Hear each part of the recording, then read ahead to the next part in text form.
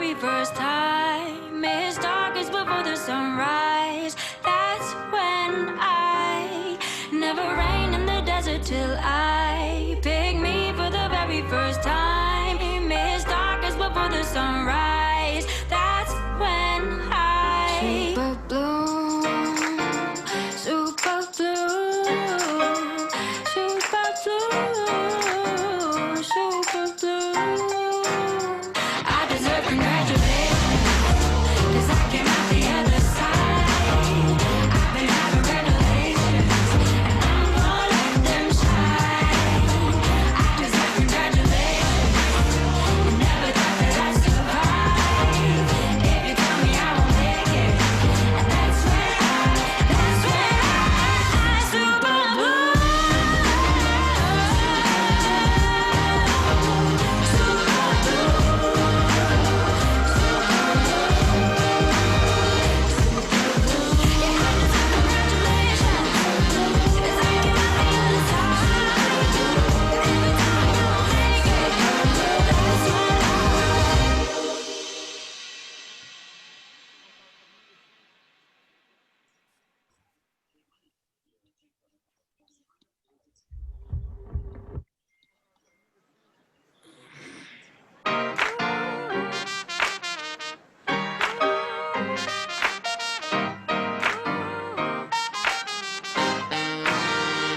resilient little thing, just like mama made you. No one needs to save you. Na na na na na na. Wildflower in the spring, no, they can't contain you. Through the cracks you break through. Na na na na na na. I deserve congratulations, 'cause I came out the other side. I've been having revelations, and I'm gonna let them shine. I deserve congratulations, and never thought that I'd survive. If you tell me I won't make it, and that's when I super blue. Super blue, super blue, super blue. Resilient little thing, just like mama raised you, so you got that wildfire in your soul. Don't you ever let it go. Make it burn so bright that they all know. I deserve congratulations, 'cause I came out the other side. I've been having revelations, and I'm gonna let them shine. I deserve congratulations, and never thought that I'd survive. If you tell me I won't make it, and that's when I super blue, super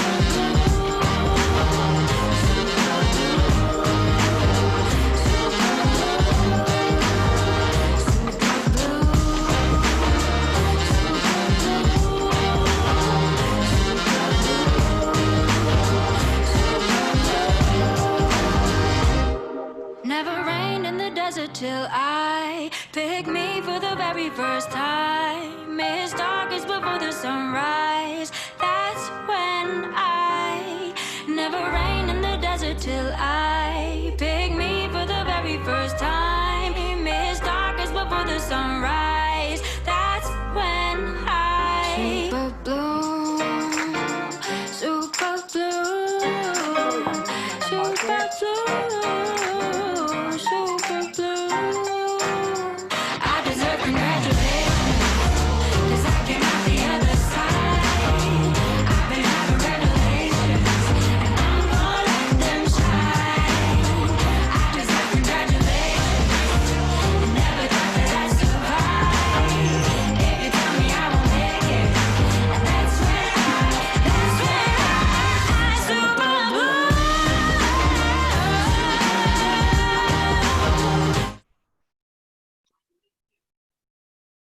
All right. Good morning, guys.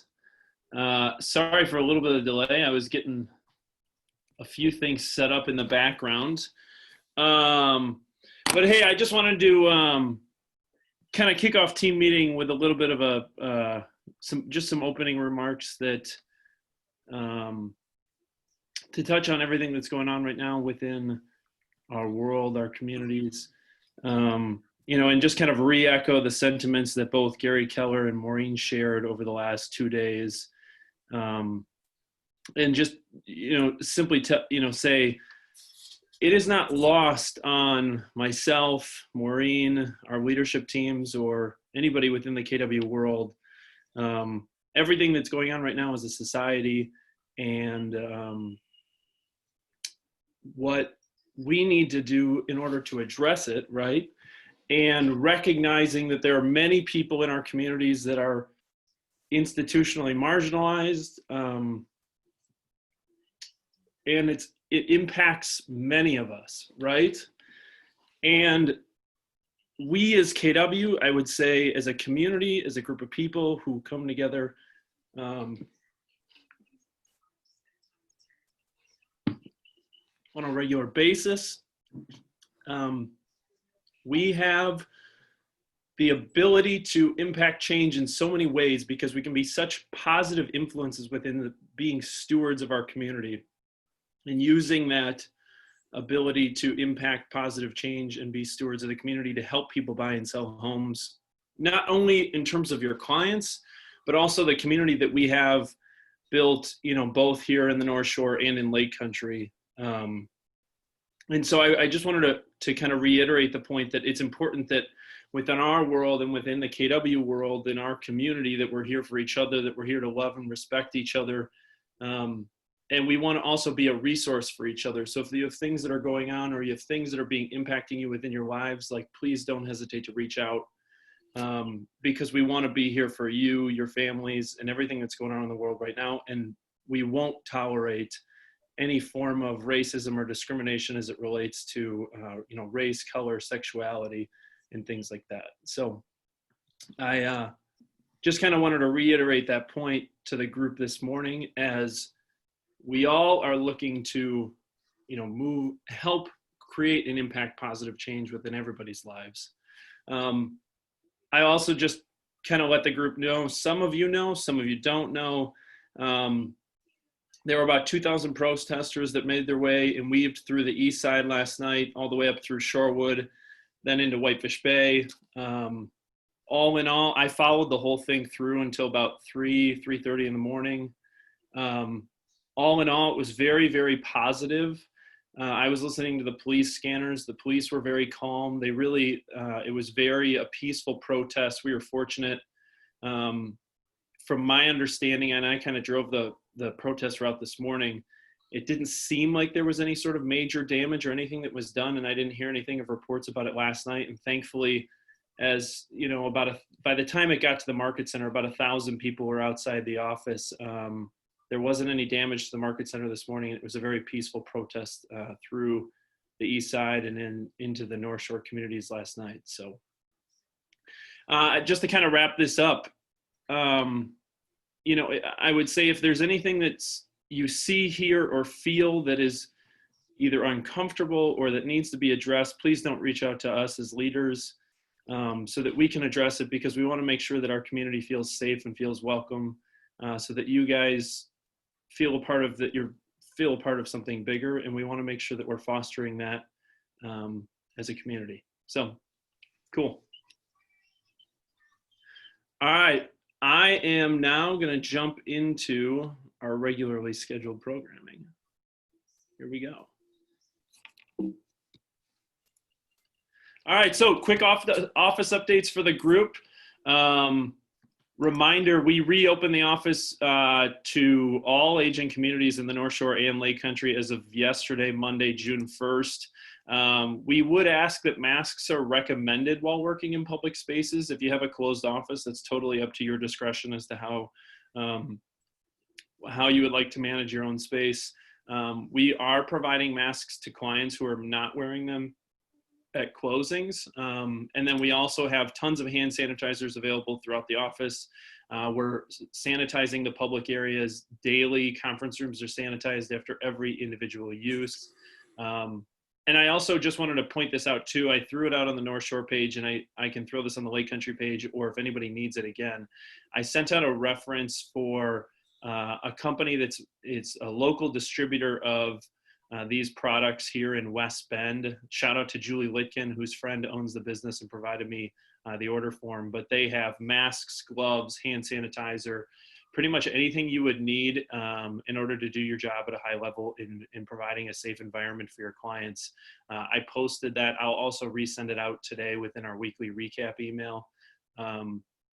But we ordered a bunch of stuff from them on a Thursday, and it showed up at our door on a Friday. So it's a really quick response time and a very affordable pricing. So just a quick update there. I would also say too, I know in the I monitor both the North Shore Health Department and the Waukesha County Health Department statistics as it relates to the COVID positive tests and testing percentages and all those sorts of things.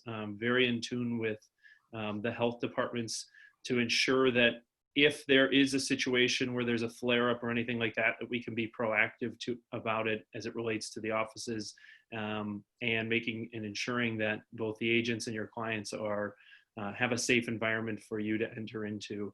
So we're constantly monitoring it as we move forward here into the summer and what it looks like as the economy in total kind of reopens. So we'll be providing updates for you if and when we need to.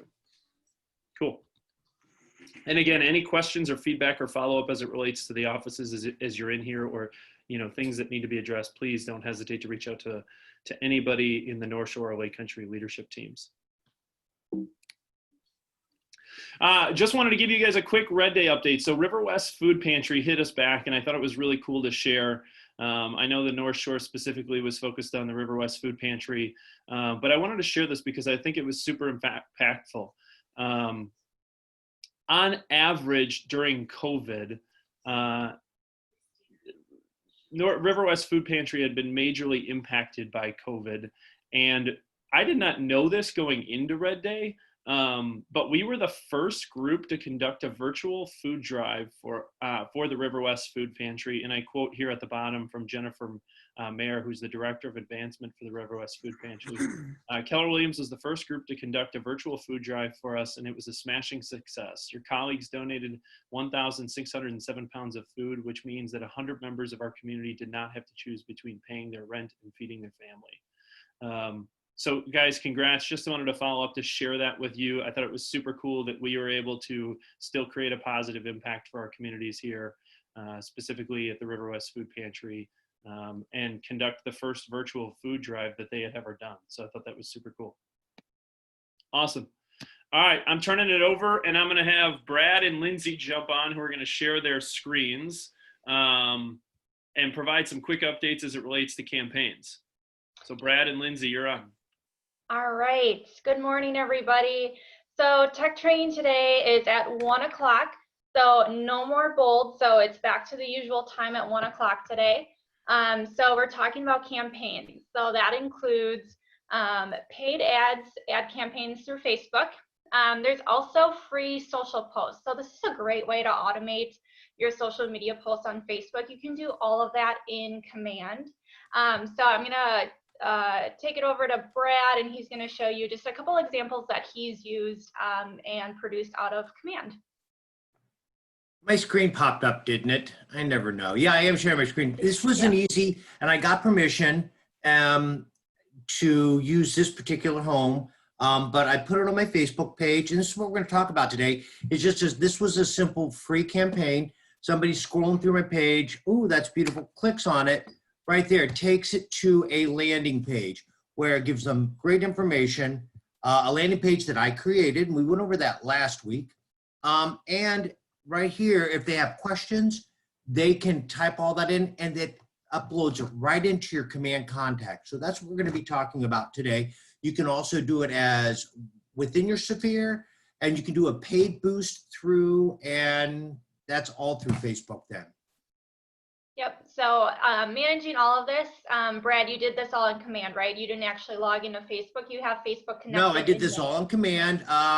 Long story short, but yeah, I had to do it on Command. I had a little bit of a hacker hack into my account, so I had to create a new Facebook Your Facebook page. account, right? Yeah, until this one gets cleaned up. So, but yeah, I did this all through 100% through Command, and it's a great thing if you are lacking in listings, but want to promote somebody else's, ask. You know, I always see people talking about the I love listings and stuff. Reach out to them. Can I promote that? And use them and collect some leads from somebody else's listing or from one that you really love.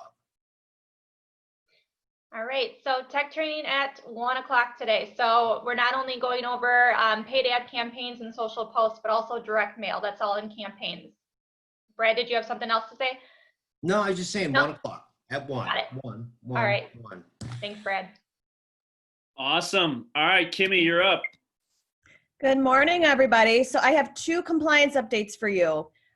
This first one came about, I had a lot of questions about this after all the water or the big rainfall we got about 2 weeks ago. And what does a seller need to do, or how does a seller disclose defects or material adverse facts that they become aware of after acceptance? So first and foremost, if a seller becomes aware of a defect after acceptance, they do not amend the real estate condition report. Amending the real estate condition report is only required prior to acceptance. So only amend the condition report when the seller obtains information or becomes aware of any condition that would change a response on the condition report prior to acceptance. So after acceptance, how do they disclose? They do this via a notice. So, missed a point here, sorry. What happens if a seller amends the real estate condition report after acceptance, that gives the buyer new rescission rights. So you could be opening up the seller to the deal being completely terminated. So after acceptance, if the seller becomes aware of any defects, material adverse facts, those should be disclosed to the buyer in writing via a WB-41 notice to the offer to purchase. So if you're ever in a situation like this, don't be afraid to come to me. Every situation's a little bit different. Most situations, you can defer to that section that in the offer to purchase that I referenced last week about damage, or 2 weeks ago, damage after closing, or damage to a property after acceptance. But don't be afraid to come to me with any other additional questions regarding this. And then the second piece I just want to touch on, MLS provided some updates. As of yesterday, they did activate the in-person open house feature. So you are able to advertise those in-person open houses. We're strongly, MLS and as well as us, so we're strongly encouraging you to use your discretion and understand the comfort level of your sellers and buyers as you proceed with doing some more in-person open houses and showings. So again, understanding what your comfort level is of the seller. If they want everybody wearing a mask in their house, ensure everybody's wearing a mask or gloves. So sellers that are still uncomfortable showing their home during this time, you can still keep their house in active status, but not be shown as long as this disclosure is made in public remarks. So you can just copy and paste this directly into public remarks if the seller chooses not to show the house due to COVID. And that's all I have for you today. Awesome. So J9, I'm going to ask you to jump on because I know JSG hosted open houses last week, Thursday, Saturday, and Sunday.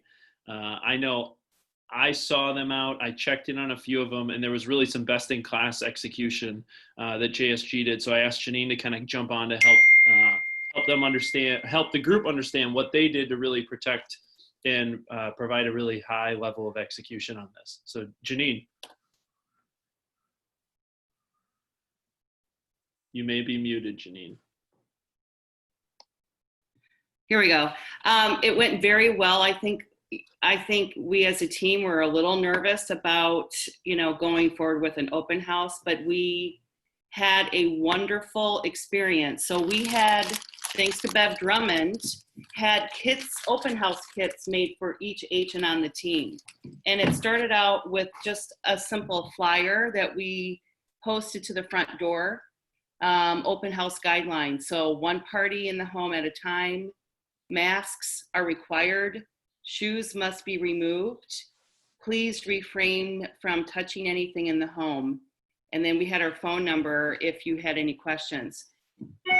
This really helped. And I think the level of respect from the sellers, as well as the people coming through the door, it really set the tone.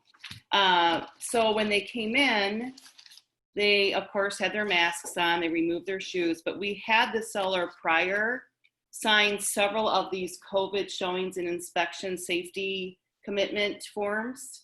So we had a stack of them, and we had the attendees sign right away. We had pens, and then we sterilized them with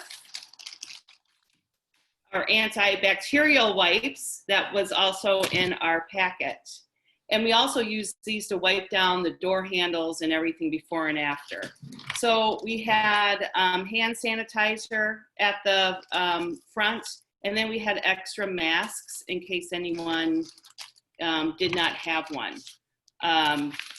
So one party at a time. It was helpful for some of us to have an agent at the door.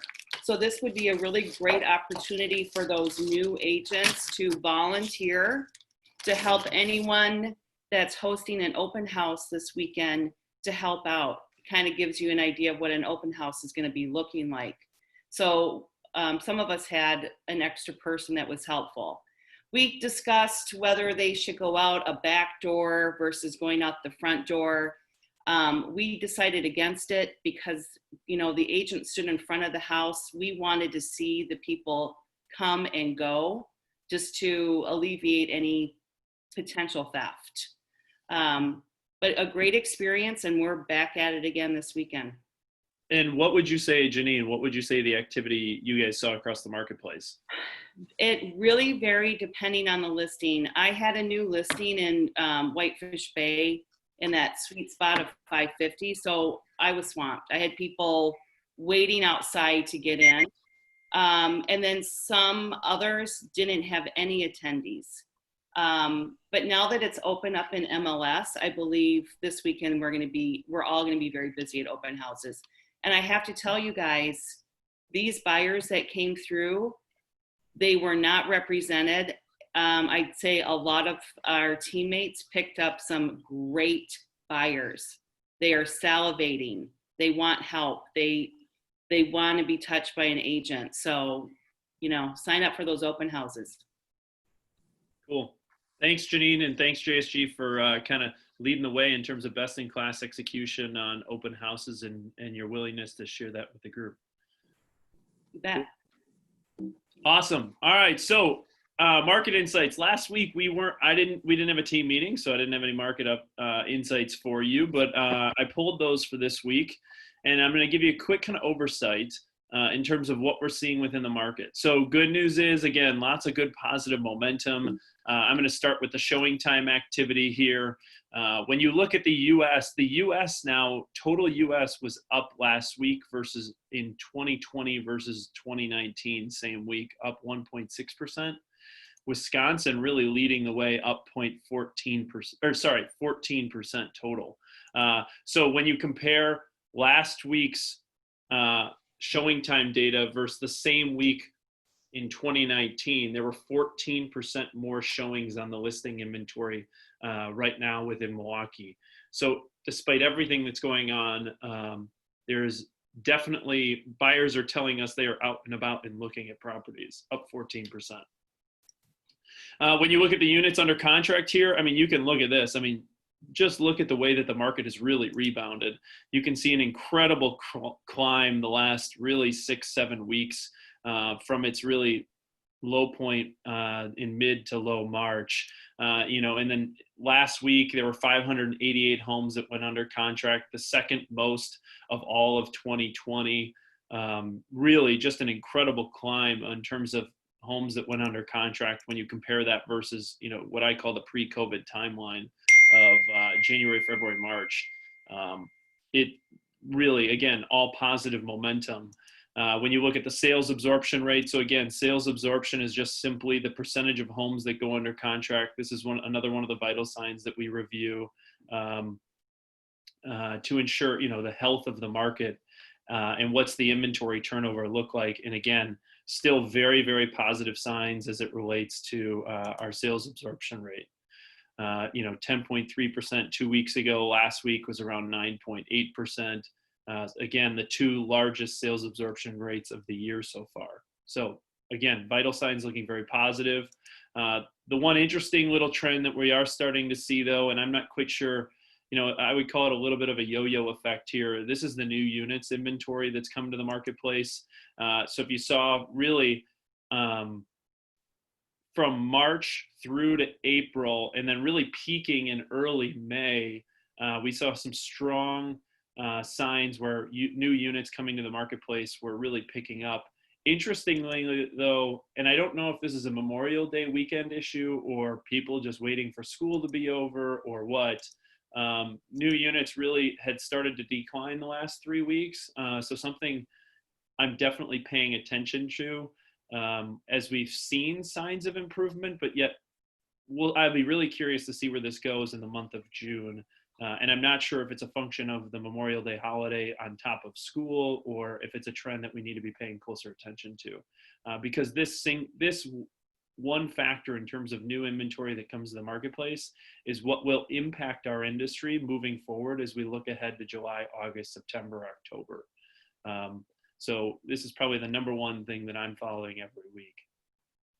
And then here, if you look at total inventory units, the reason I look at total inventory units is just simply a function of the fact that the units that are going under contract is still outpacing the new units that are coming to the marketplace. So the compression effect of the market is still getting tighter because more homes are selling than those that are coming to the market, that are coming onto the marketplace.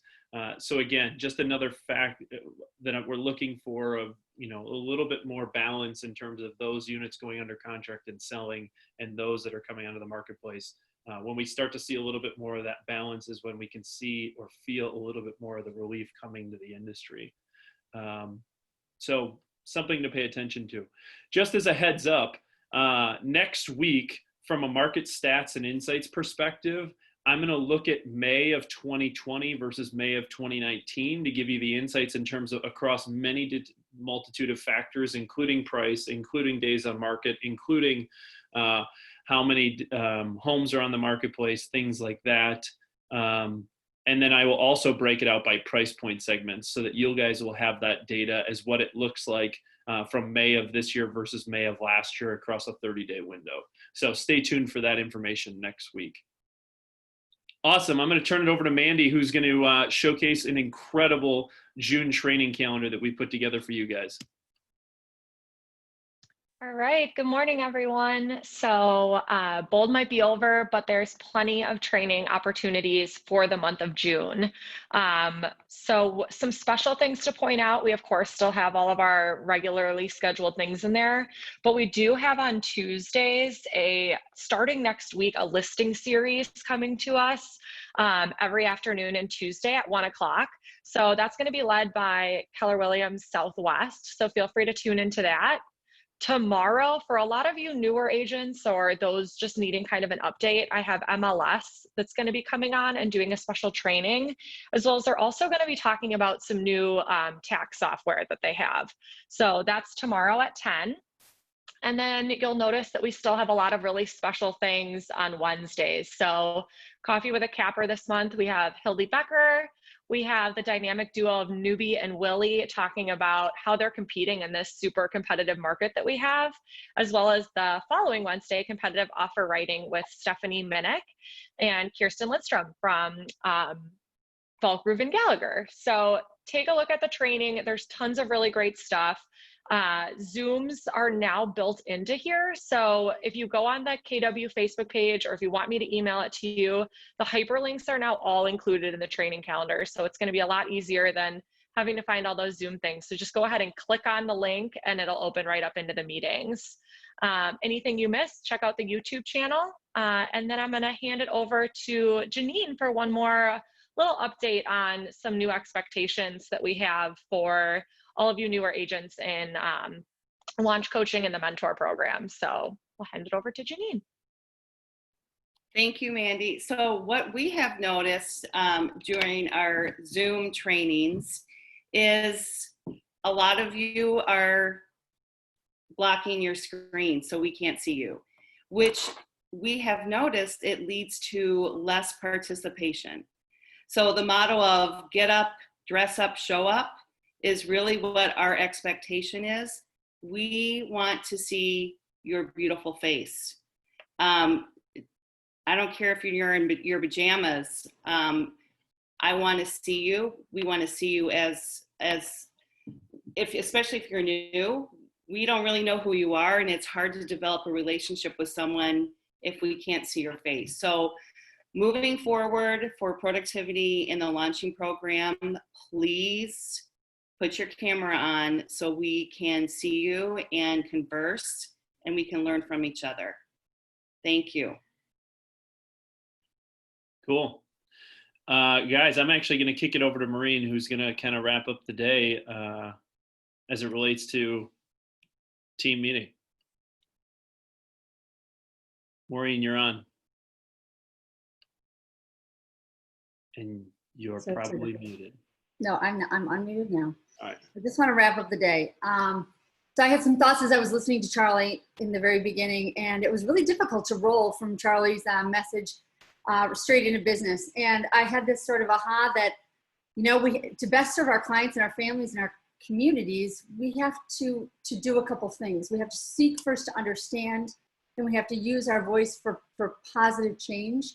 And in doing so, do your business on a high level, represent well, take care of others, and be that role model that is going to be the positive change. And so as I watched Charlie and really thought about the challenges that we're all facing right now, and then I watched us roll into business and really learn some things from the stats and how we're moving forward, I had to sort of step back and realize, how do I blend those two together? And I realized it's going out and being a role model and being a positive change and seeking to understand and then using your voice. It's one thing to seek to understand, but it's another thing to take it to the next level and use your voice. So I implore you all to go out and take on the day and do so.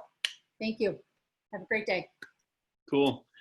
Thank you. Guys, it was a rather, I would call, short team meeting on a Tuesday morning. I wasn't quite sure how long the opening dialogue would take, but use this as a gift of time and go out and be great and enjoy the day. Lake Country, there's the Lake Country meetup right after this. And for those of the North Shore, I will have the new listing and buyer updates up on my screen for anybody who wants to throw stuff out there. So we will go into transition. And Deej, let you lead the Lake Country group. Awesome, you guys. I sent out the meetup. We'll see you there in a few minutes and get going. So thanks, everybody. Have a great day.